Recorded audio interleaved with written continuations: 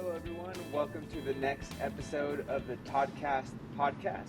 Our guest today is our very own Renee Jones from our 6 on 7 photography workshop and gallery. We're really excited to have her on and talk about the gallery, talk about herself as well, the projects she has going on, and kind of get her perspective on a lot of the community arts programs that we have that we're working on here at TODCO. But without further ado, kind of want to just toss it over to you, Renee. If you could just tell the audience a little bit about yourself, who you are, and kind of what brought you into this work and TODCO. Okay. Well, hello, everyone. I usually call myself S. Renee Jones, but mostly because people only know me by Renee, but Sherry is my first name. Okay. So, yes. So I've been with the workshop since 93, 94. And before we were known as the 6th Street Photography Workshop because we started on 6th Street. I was experiencing some homelessness, and so as I was walking down the street, I saw a sign in the window that said free photography, and I already knew photography, so I thought it would be a great place to hang out and, be able to do what I love doing. So I joined, and then soon after began volunteering because I did know a lot about photography. So I volunteered for 27 years. I actually pretty much ran everything except for the financial aspect of things. But back in the day, Tom Ference, he was the person who TODCO asked to start this program to give people who lived in TODCO SROs something to do. It was supposed to be a 6-month program, but it ended up, of course, lasting all this time. Tom Ference was a professor at Hayward State, and he ran the Eye Gallery, which was over on Mission between 7th and 8th. But when the workshop started, it started at the Pontiac Hotel on 6th Street. And at that time there was a lot of programs for underserved people. There were food programs and clothing programs, and then there was the photography programs. So then Tom introduced people to the space that he ran, the gallery, which had a dark room, and so that's basically how a lot of people got into black and white film photography and learned how to develop their own film and print. And then there were a lot of shows, gallery shows, that we did, not only in San Francisco, but Chicago and Portland and Los Angeles. We had one show where we sent like 150 images to China, and that was, of course, a big deal. So what else can I tell you? The way that I got into photography in general is because I was raised by a single parent father who raised 10 of us, plus 8 belonging to other people. So there were a lot of us, and I found it to be a great way to pay attention to everything while at the same time hiding. so I could sort of be pretending like I was spying on my brothers and sisters. I did take up, I tried to take photography at San Francisco State, but at the time, black and white film photography was so popular that I couldn't get into those classes. I could only take photography through the photojournalism department and the psychology department and through the humanities department. So one of the classes through the humanities department was called The Impact of Photography on Third World Communities, which was a really great title, and that kind of set the course of how I went about doing photography, because I realized that all of the images that I saw were really not of me or anyone that looked like me, so it really helped me to see what kind of impact photography had on, people of color. So when I studied in those areas, then I decided to make it a career in terms of art therapy, and I took some child psychology and some art therapy classes to go along with the other out of the photography department classes that I was taking. So yeah, it just I really didn't think that it would actually get me into what I'm doing today, but clearly it did. So. And when you say that that background, those experiences with what you learned in those courses, and like you said, with the impact, did that help in the evolution of 6-on-7 photography workshop, and like how it's changed from the beginning, how it's evolved from the beginning stages to where it's at today? Kind of what inspired a lot of that. Just because we know, because we're on the inside, in that there's been a progress with the workshop and adjustments, and it might not be the same as it was when it first started, but it's improved and gotten better and better and better over the years. But can you tell the audience a little bit kind of how those experiences help mold the workshop into what it is today? Sure.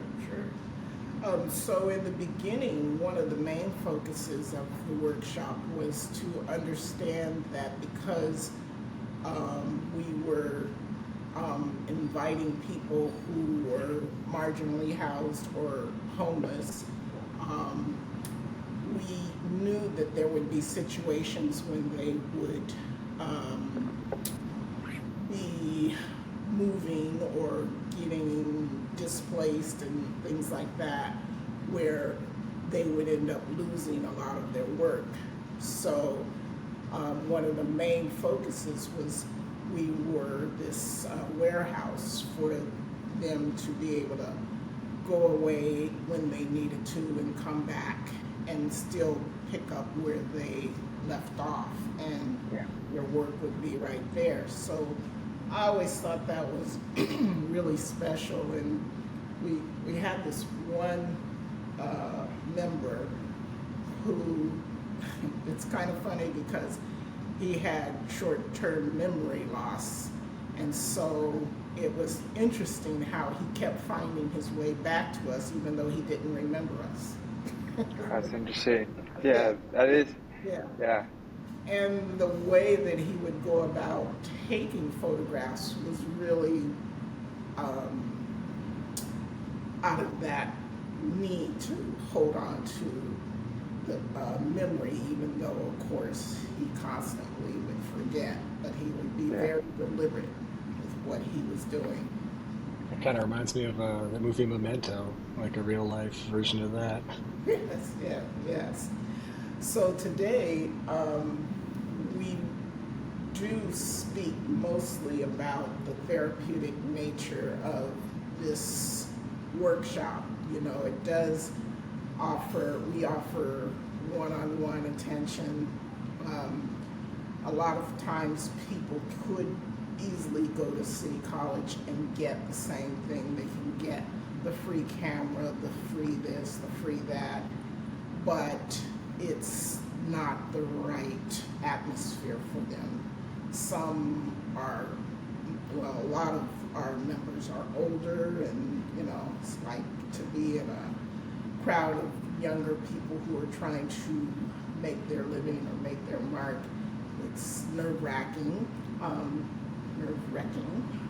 but also it's just people, they have depression issues or mental health issues and physical disabilities, and so we have really geared it more towards the mental health aspects. And so we do try to use photography as the base, but also add in other mediums to round out how they express themselves in terms of their emotional and or physical difficulties.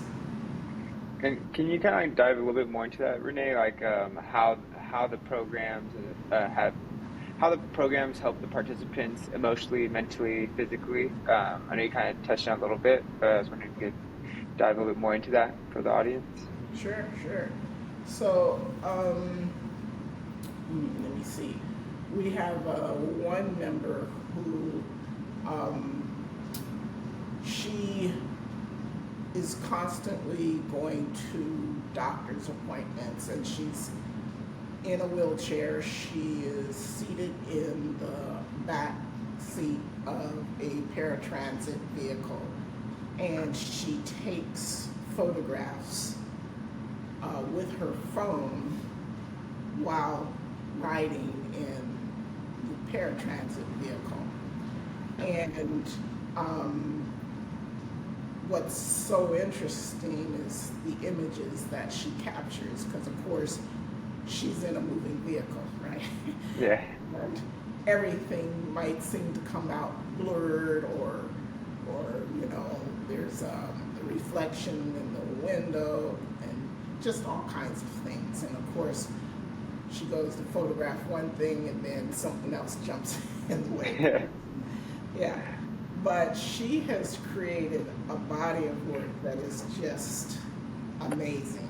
And I told her I would love to see this in a book, and so now that's what we're doing, right?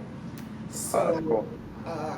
Yeah, so she's still pretty shy in terms of, oh, I'm just doing this, I'm just doing that. But of course, a lot of the praise that she gets from the other members just really makes her day. It really helps her to continue doing things when she's constantly going to these appointments and either getting bad news or just the long trips that she has to take, or but yeah, so she is in, we have a Friday Zoom class, and so she attends the Friday Zoom class and very much participates and always wants to know how she can write about what she's doing, how she can think about what she's doing, and then she also participates with the other members, where she shares all of what she's feeling through her photography, as well as through her interaction with the other members. And these, for the most part, they're military veterans, and so a lot of that information is sort of going along the same lines for everybody, because they are veterans. Yeah, but there are plenty of stories where people have put their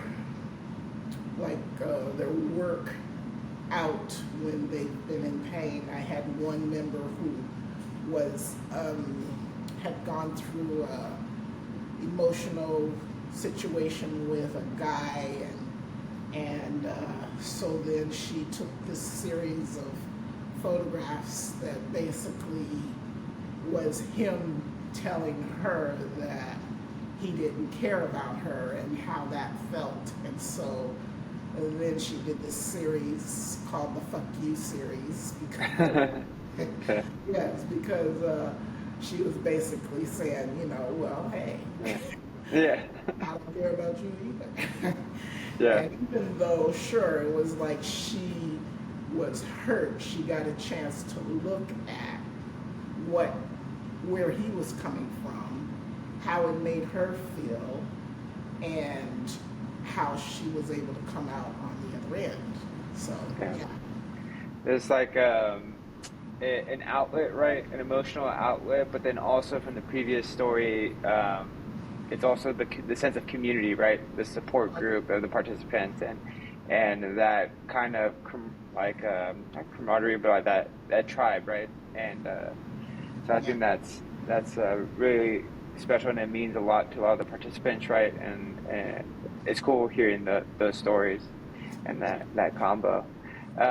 Do you have a favorite story or moment from your time with the 6-on-7, with the workshop? Anything that comes to mind that's like a favorite story or moment? Well, there are plenty of I'm sure, favorites. yeah, I'm sure there's plenty. That's what I was like. As I was asking, I was like, I'm sure there's a lot that come to mind. Okay, so there was one story I could think of where, Tom, the director, the person who was the founder of this program, we did a year-long project called Secret San Francisco. And the idea was to go out at night and photograph the things that go on when most people are at home, or,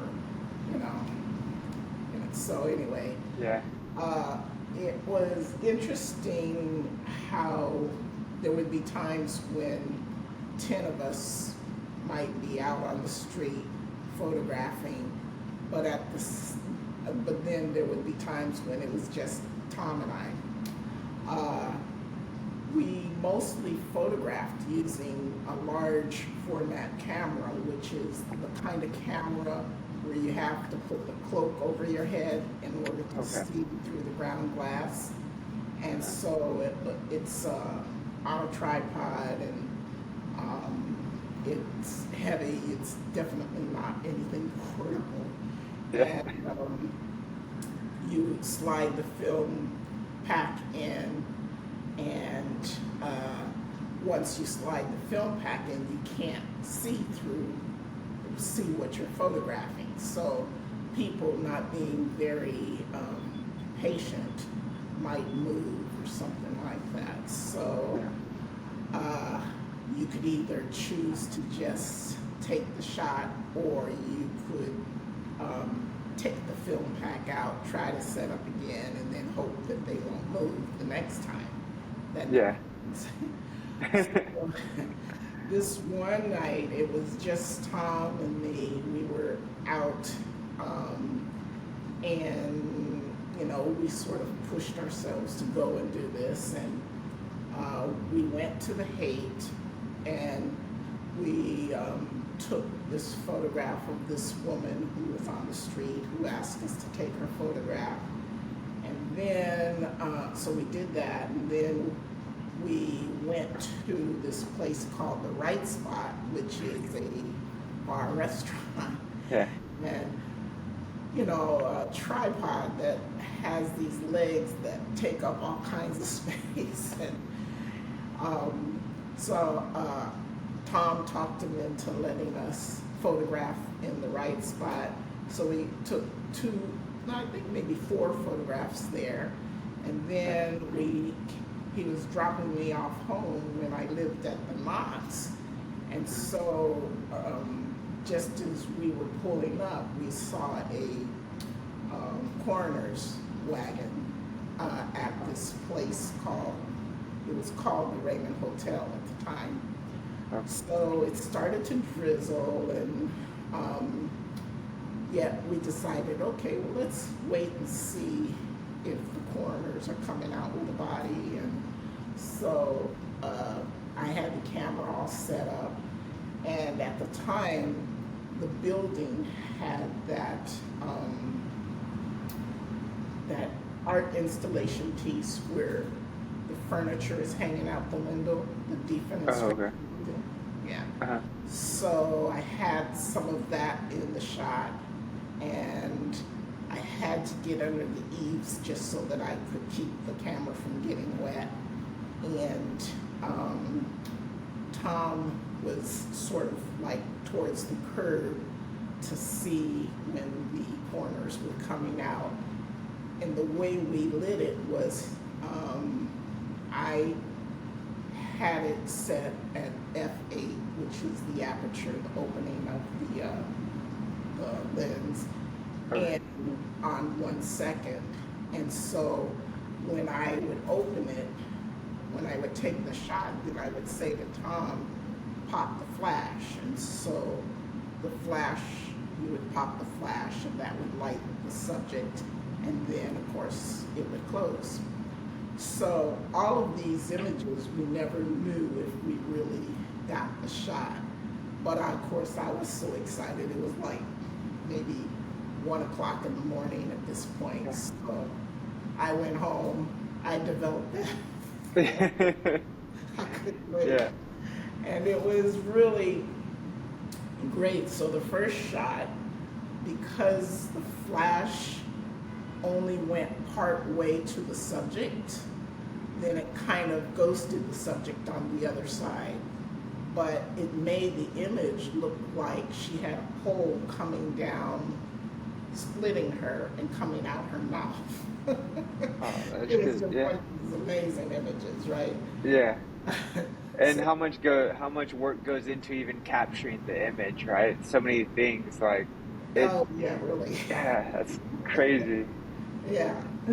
So, and we took 2 other shots of her, and they were pretty interesting too, because she was very theatrical, and so she was deliberately making all these poses to make our image look really great.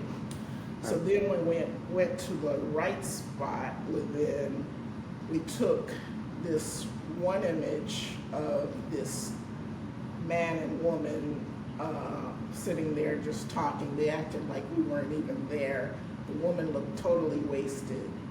We got the guy at the back of his head, and everybody that looks at this image swears up and down it's Donald Trump. Oh, really? That's yeah. But it's not. Yeah. And then That's crazy. And then one of the other images we got was this younger couple, and we asked them, and they said yes. But then at the last minute, the woman kind of got shy and started to pull away and put her hand in front of her face. So that image kind of looks like the guy just told her that she was breaking up. I mean, he was breaking up with her, and so she's turning away. You see this look on her face. Yeah. So that was interesting. But she just got like cold feet and was kind of not wanting to be in the photo, right? Right. Just how it came across was that it looked like that. Yeah. And even though that one was a bit soft focused because she did move, one, in today's world, we could make that sharper, but Yeah. I like it just the way it is. Yeah. The other one. And Go ahead. and with that shot and with all these shots, right? You're not seeing them until you develop them, right? You kind of have a general idea. Yeah, okay, maybe it's gonna look like this, but then you see it Right. once you develop it. Yes, for sure. So the last image, where we were waiting for the coroner to come out, while we were waiting, one of the members who had been in the program had seen us from his window, and so he came out. and Tom asked him to stand in a particular place so it just would look like he was a casual The bystander. by. And so I took the shot, and you see the body and the coroner. The other coroner was kind of ghosted, like disappeared, because also the flash didn't go far enough. But it's kind of a surreal image because of the moving out of the frame, because the background had what was it? It was the chairs and the lamps and stuff from the defenestration building. So those were hanging out. And then this guy with an umbrella, and it's dark, and then this body coming out. So it's so rare that you get that many images that you like, especially with a large format camera, because you can't see anything. But yes, so it's one of those things where you can just, I don't know, just sometimes you luck into things like that. So that was the most memorable, the one that I could think of. No, Definitely others that had to do with other members in the group. So no, that's awesome. And even just hearing like everything that goes into taking the photo with those, you said it's a large format camera. Mm-hmm. Yes. And just what goes into it, right? And executing the shot, because all we see at the end is just, we've seen that book, and you see the photographs at the end, but you don't hear the story behind the photographs, right? So hearing that's really cool, especially just having seen the book. But kind of like moving on, kind of changing gears a little bit, but staying on the same path. What have you seen change in the community since these art programs began with 6 on 7, and kind of since you've been involved with the program, and what you've seen from afar, or even working within the program? Yes, so a lot of what we used to do was we were out in the community doing what we call portrait days. And portrait days were fun because people could come and they could be the subject, or they could be the photographer, or they could be both, And people didn't get a sense that they would ever be able to take a picture and have it go up in some place, have it be on display. But that's what we did a lot of, and we did one we did it at the Tenderloin National Forest, which was run by Daryl and Lori at the time. And we did that for 6 years. We would do it day, night, Saturdays, and just have a whole bunch of images. And I think the way that has helped the community, and also in all of the other places we've done portrait days, is that people got a chance to see themselves mostly in a positive way. And when I say mostly, it was because people kind of either felt like they could choose who they could be, or they felt like, there would be times where you would see them kind of mimicking the stereotype or whatever, and then yet they could see that and have, their feelings about it, but at the same time, learn from it. Yeah. So, but a lot of times, people would really just have questions that they might ask.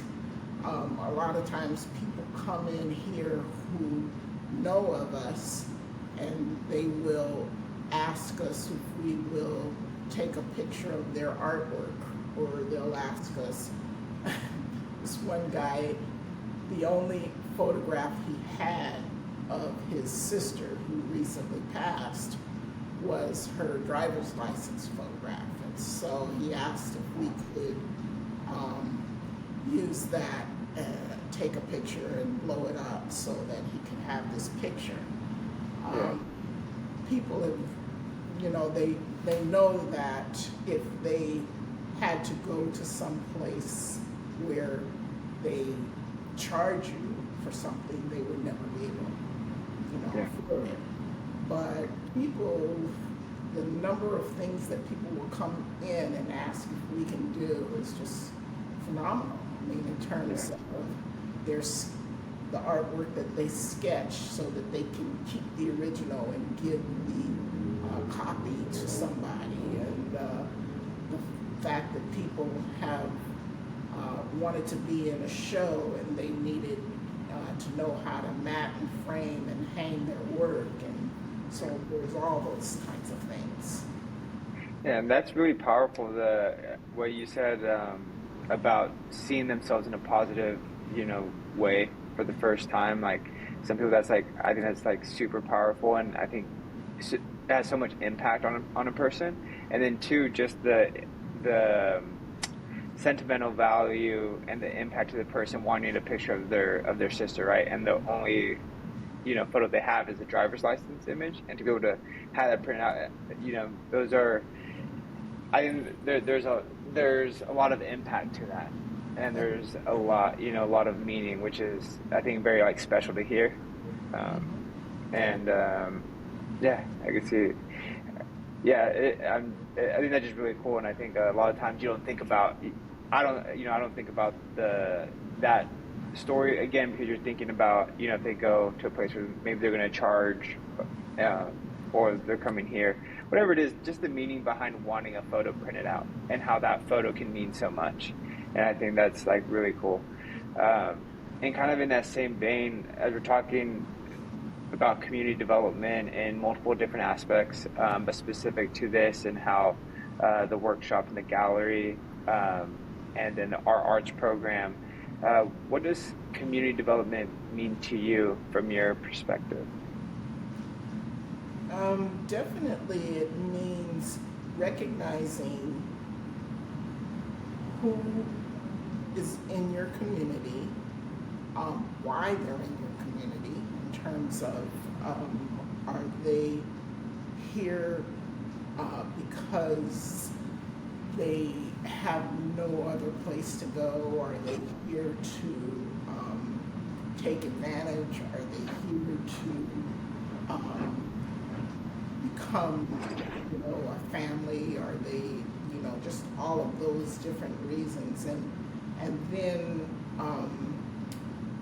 knowing the various things that we can connect up to in order to make life better and easier for our members here, and make life better and easier for the people in the community. So there are plenty of art programs here. They are not all the same, but they clearly can come together and be so much better for having come together. And there are the programs that are not necessarily geared towards like the underserved. They're more geared towards people who can pay to take a class or whatever. But still, I think that those places could find some true value in coming together with those places like ours, which are here, to serve people who can't pay, just would love to have somebody come and show them something, say a workshop. So right now we're getting people in here from some of those other programs in this South of Market area where they can show, like have a collage class or have a different kind of art or photography class in the space where most of these people are more likely to go, in our space. Yeah, I think that makes a lot of sense, and it's kind of right in line to some of the other podcast episodes and conversations that we've had regarding community development. I'm not sure, Peter, if there's anything that you want to add on to that. I know there's one thing that sticks out to me. I think it's pretty powerful, but just want to kind of get your 2 cents. Yeah, I'd love to jump in. One thing I think that is so special about this art gallery coming from the community development lens that we work with, it's really about community empowerment and then community responsibility, right? And what this gallery very clearly does, right, is it empowers residents, it empowers the Soma neighborhoods. I mean, physically, like I was just thinking, being seen, right, having a portrait taken or taking a portrait's, in its essence, just, raw humanity and empowering people to put themselves out there. And then, furthering with the gallery the responsibility aspect of bringing volunteers in, people to continue to work, to train others. I believe a lot of this program is volunteer driven, right? And I'm just curious to, hear kind of, I'm sure you have some people that have been here for years and then kind of newer people, but generally, can you just maybe walk through a little about just kind of the volunteers and the community you've built here a bit? So, say the last part again, please. Oh, yeah, I'm just curious about, if you could tell us maybe some stories about the individuals that have been sort of empowered through this, that kind of work to then train newer people coming in, and just generally how that process has worked for you. Yeah, so for the most part, people who've come in and people always want to volunteer. I have a little difficulty giving them something to do because much of what we do is one-on-one kind of work. And so when they come in, if they are either going to give a workshop or something like that, that's really helpful and really great. But I think that the most that I've experienced is people who will come, they will get a sense of what we do, and if they don't quite fit the criteria, they still will take what we do out into the world or out into the community in terms of how they interact with other programs. And so, I think that's one of the main ways that I could think of. And I have to admit, I didn't quite understand all of what you asked, but hopefully that was a part of the answer. Yeah, that was excellent. I'll get back to you on Jess. Yeah, on this side, it's a little bit garbled. I don't know if it's because the fan we have going, but yes. So I think that was perfect. Renee. And kind of following up on that, how can people get involved or support the work if they're maybe listening to this and they want to get involved or support or volunteer? What would you say to them, and how can people get involved? The way they can get involved is they could definitely offer to do workshops. We also go on field trips, photo walks, things like that. We have several places around here where we will sort of cross work with people in terms of the chef's program across the street from where we are. Okay. They have a program where they take, I think it's formerly incarcerated, but also like possibly homeless and train them to be chefs. And so we've worked to photograph their food. And what that's done is that allows us to teach our members how to photograph food like as if it were a job. And then it gives them images for their website. The same is true with the portfolios that the members, the students of the chefs program would need. So to do a portrait and a portfolio for them, that's a way that we share our resources and help one another out. And the same is true with Swords to Plowshare, which is around the corner from us, and we've gone over there and we've photographed various programs and had portrait days over there as well, or we've gone out to the fly casting pond for their competitions and such. But yes, so the majority of ways that people do volunteer is through the photo walks, through a specific technique that they may have about in photography or a particular kind of photography that they do. You could also be a guest artist and that give a speech about or give a workshop or a lecture or whatever. So those are just a few of the ways that people can help out. Awesome. And I know that there's a few upcoming, current and upcoming exhibitions. Can you tell us a little bit about some of the current or upcoming exhibitions that you're excited about at the workshop? Sure. So the exhibition that's up now is called Opening and Closing, and then of course there's everything that comes with that: access and denial and start and stop and things like that. So we just wanted people to get a sense of these transition points, that whole idea of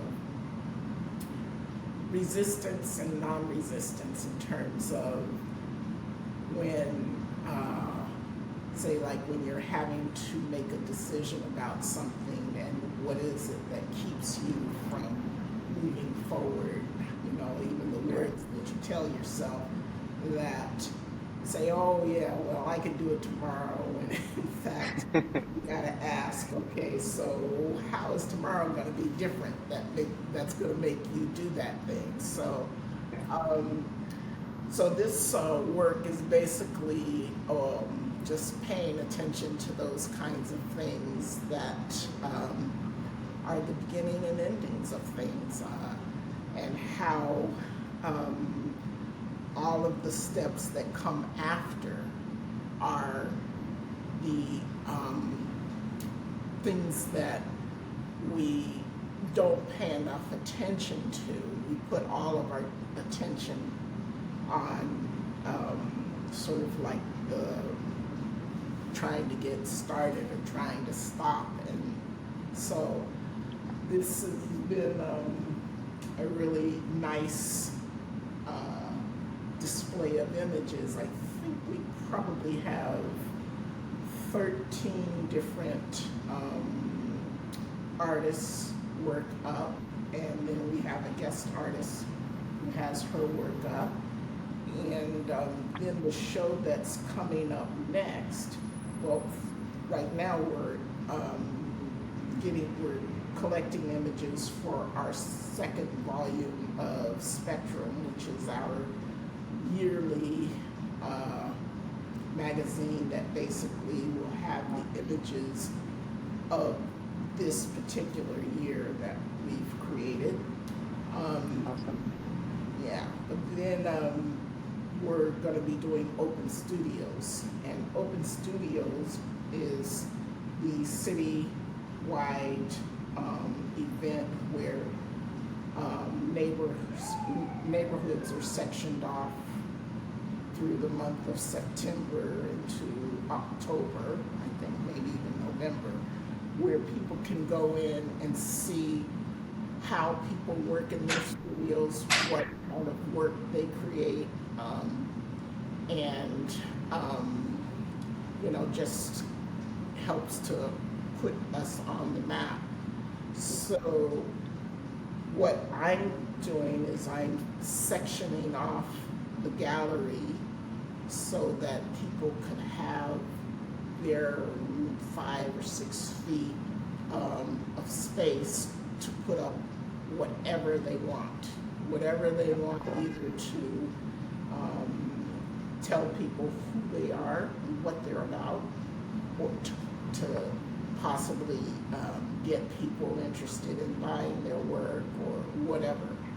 But it's a way that people get to express themselves, and it doesn't have to, be this cohesive thing. So people will put up things in different ways, or just everything. So. Oh, awesome! And that show will go up. You said that's from September through October. Well, that's when Open Studios runs. So our show this show will come down in mid-September, and the new one will go up towards the end of September. And our weekend is October 11th and 12th, and that's when the South Market area will be open to the public specifically. So, awesome. And that's for the Open Studios. And then if anybody wants to see the current show, they can stop by. Can they stop by the workshop at a certain time, certain days? What days? Yeah, usually the gallery is open Wednesday, Thursday, Friday, and Saturday. With every day except for Friday, we're open from 12 to 4. We have our Zoom class on Friday, which is at 3, so people can come like from 11 to 2:45 or something on Fridays. We do also have we're here other days, but that's usually the days when the members come in, and they can come in any day, but it's just easier when they can just come in and get the one-on-one attention. So that's what happens like on Tuesday mostly. And there are times when we are out on a field trip or something like that, and I can't give a whole bunch of notice, but I always encourage people to call before they head out this way. Perfect. And then how do you help members, or how do you make sure members feel ownership over the space and the programs kind of with the workshop? I know you kind of touched on it a little bit, but we just kind of want to see how members can feel ownership over the space and programs. Oh my goodness. Yeah. Yeah, they own this space like nobody's business. There's it just happens. Yeah, it's like most people do have their pets, and of course the dogs just rule the couch over here. So, but no, everyone here, I think, even people who have visited this space, they are so amazed at how comfortable it is, how homey it is. It's a small space, but at the same time, it clearly has something that people can feel almost immediately. I keep hearing that time and time again, and it doesn't matter who's here, but usually when people have come in and interacted with the members that are here, they quite easily seem to fall in love. It's like there are people that constantly want to be a part of this program, but I always have to be a little cautious because there are some people who it will work against them, because Okay. it's a nice place to hide, Okay. if you have to compete with the outside world of City College, and yet you can come here and think that, well, it's so nice here, I don't have to, then I gotta watch out for that. But for the most part, people do just all constantly tell me how comfortable they feel here. And I have no clue why, but hey. Yeah. No, that's awesome. And then kind of reflecting back on your years being a part of the program and leading the program and managing the gallery and the workshop, what are one or three big lessons you've learned over the years? Lessons. The biggest lesson I've learned is patience. People always tell me that they have never known anybody to be so patient. And we have some real characters. So, it's one of those things that if we have people that have different personalities here, you definitely need someone who has a relationship with each individual that they then have enough respect to, chill. So, Yeah. so definitely, I think that's taken me the furthest, having the patience. I think the other thing that I've learned is that, so like before I actually had this job, I kind of had to hustle for a lot of things because of course I didn't know what the situation was, and I really didn't have any power in the situation. But so when it came to getting things done or getting things that we needed, I learned that lesson a little bit too well. So now I have to sort of realize that I could just ask, Yeah. So that was a very That's a important lesson. Yeah. That's a good lesson. Yeah, really. Yeah. Also, I think the other lesson that does me well is to know that it's not a big deal. It doesn't have to be heavy. It doesn't have to be like I don't know, like you have to make something of something. It's sort of like to take it as it comes, because people are in various states of being, and a lot of people do have health issues. The number of members who've had family members die, the number of people who are just struggling mentally, emotionally. I think they appreciate the fact that they can come, they can talk about it, they could experience what it is they need to experience, either over the phone or by coming here in person, and then it helps them to go on with their day. So that's definitely something that I've learned to pay attention to and make sure that people know that they can get that just, when they need it. Yeah.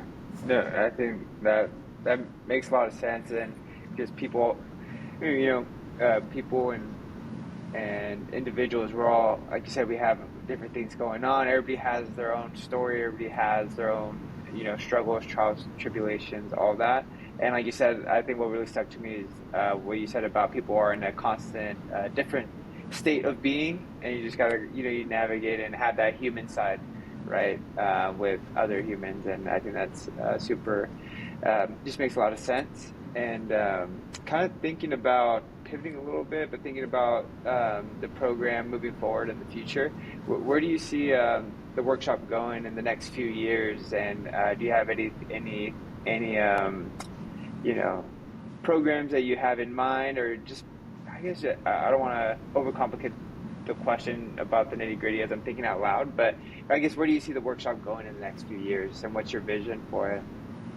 I would love to see members here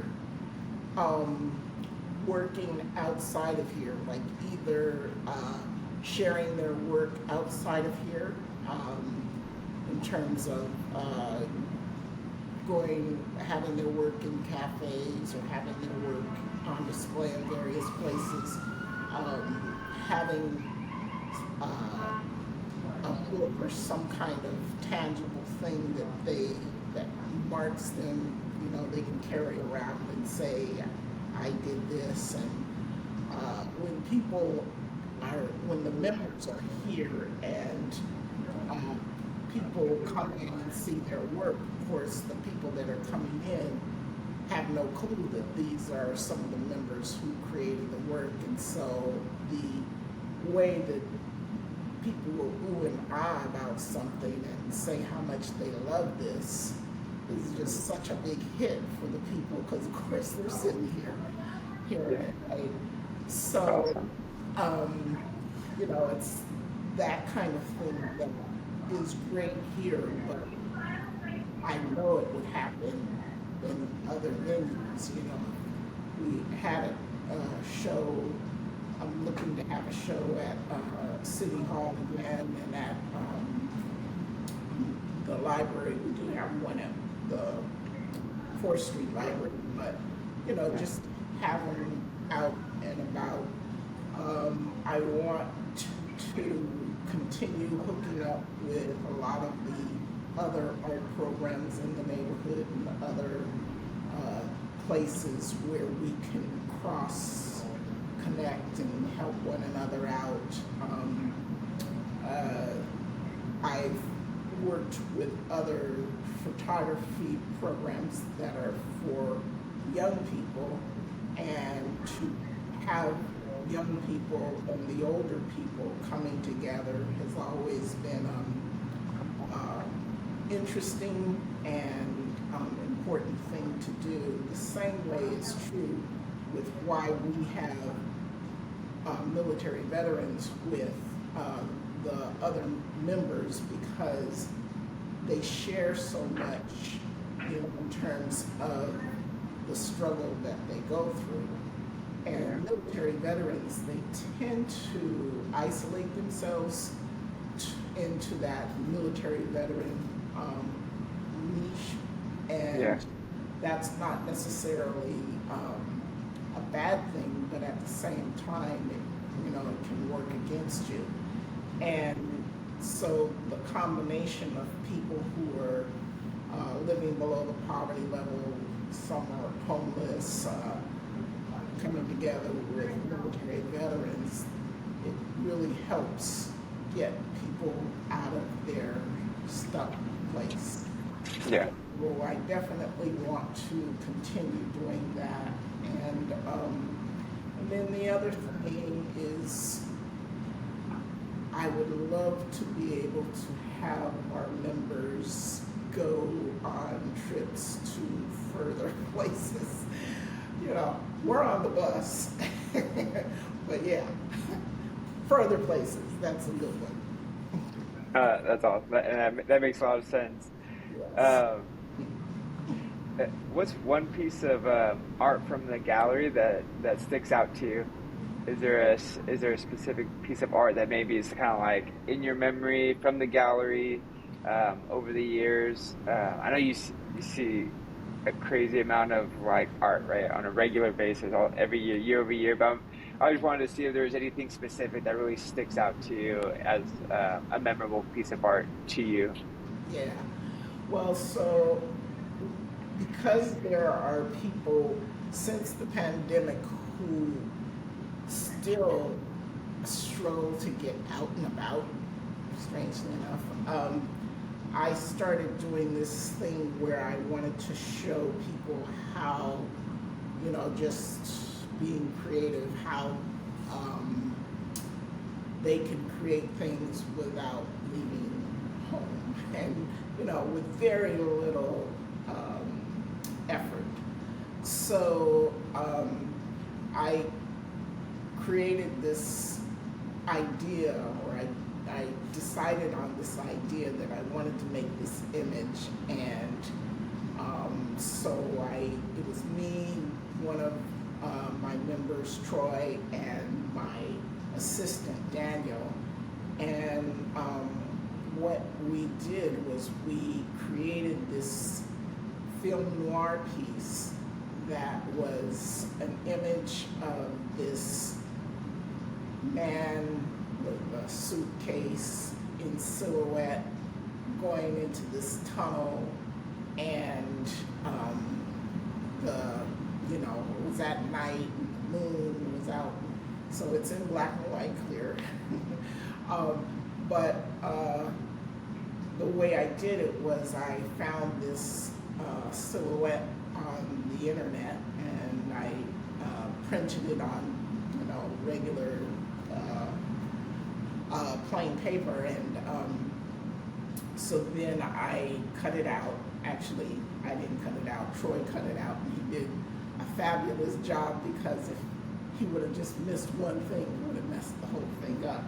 So then I got some corrugated cardboard, and I made this tunnel, this hole, and I kind of propped it up with this bottle of vinegar on one side and a roll of tape on the other side, so that it would keep it circular, because it kept collapsing.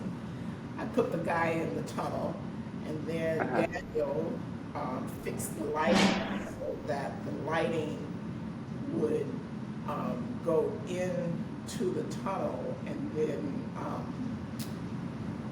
reflect back out. So it just looks like when people saw it, they thought it was a real man in a tunnel with a suitcase.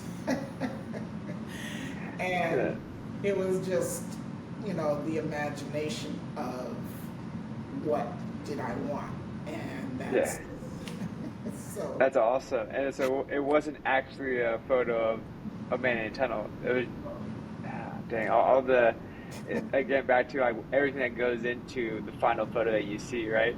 That's awesome. Yeah, and the only thing it took was, it's like all those things are readily available, even if you have just a phone, camera on your phone. It's readily available, and it was just a matter of the imagination. And so I've done a couple of things like that, because I want people to not feel like they have to do some big thing to remain in the class. Sometimes people feel like, oh, if I'm not participating enough, they're going to kick me out or something, which of course, no. But I also want them to enjoy, be stimulated by what they see. It's probably one of the few stimulating things that they have going on, other than like television or something. So, yeah. That's awesome. And as we're kind of wrapping up, Renee, I wanted to kind of ask, like, what do you hope people take away from this conversation as we're kind of wrapping things up? I think that the thing that I want people to take away is to know that photography is a great medium for paying attention, for seeing people, for asking the question over and over again of why am I taking this photograph, or why do I think this is a good photograph, or any of those things. So it's like once you take the photograph, and then in this situation, if you put it on Photoshop or Lightroom or whatever, and then you're constantly having to ask yourself, what is it that you're trying to create? Why do I think this is a great shot? What does it need and stuff?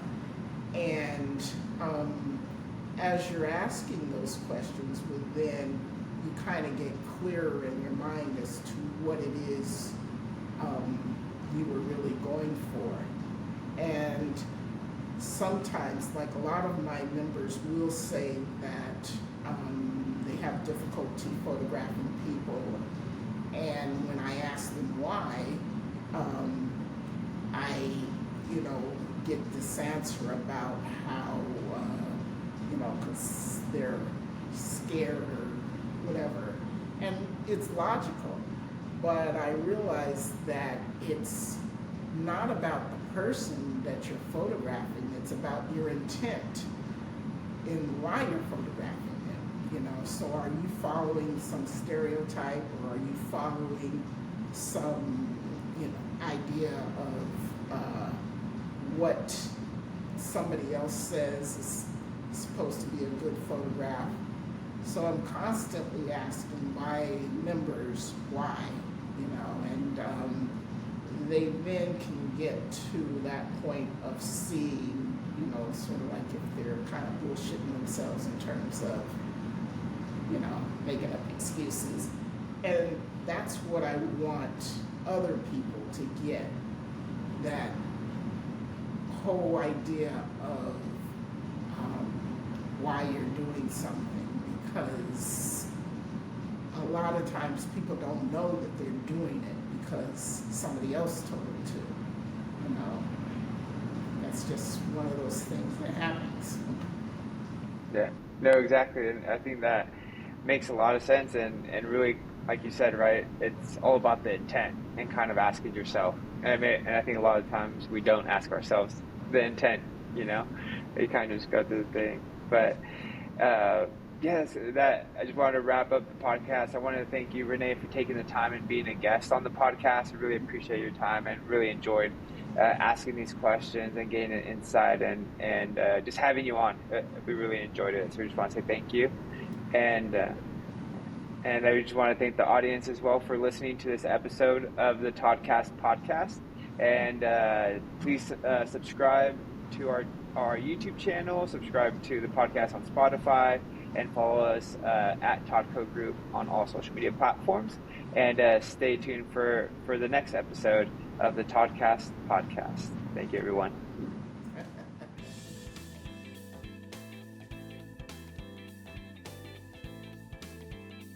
Everyone for listening to this episode of the TODCast podcast, an official TODCO Group podcast.